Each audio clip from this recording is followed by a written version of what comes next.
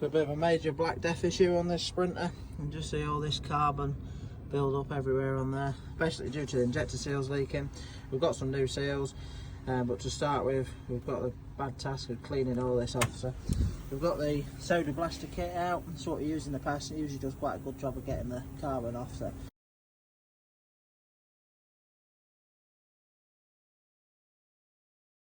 we'll have a crack at it now, set to it, see how we get on, and we'll just update you shortly, just see how well it cleaned it off. Hopefully we can get most of it off. It should allow us to be able to get all this stuff out of the way a bit easier. It's just with the carbon on there, it makes it really tricky to get all the return hoses and everything off. You can just see at the back, it's absolutely caked in it. So it looks runny, it's absolutely solid.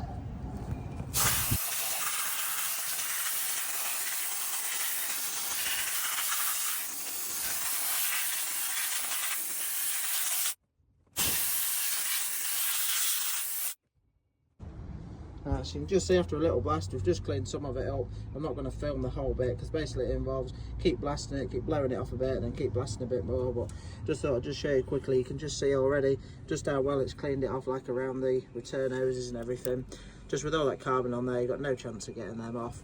And it's started to attack some of this build up at the back. Obviously it's mega thick at the back there, so it's going to take a little while to get through all this, but we'll crack on with it now and just show you once I've got it all done. We can just see how well it just cleans up all the injector pipes and everything like that.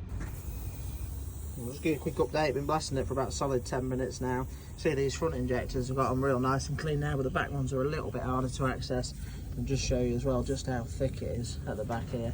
We just lift the return hose up there, you can see the wires are just absolutely caked in. It's just absolutely rock solid.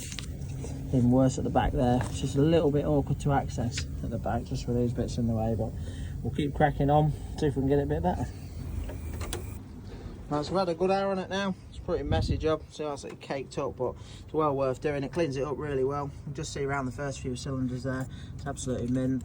The back one's a little bit tricky to get in at the back there, so there's a little bit left to clean up on that one. So I had to take these two brackets off to get the blaster in the back there.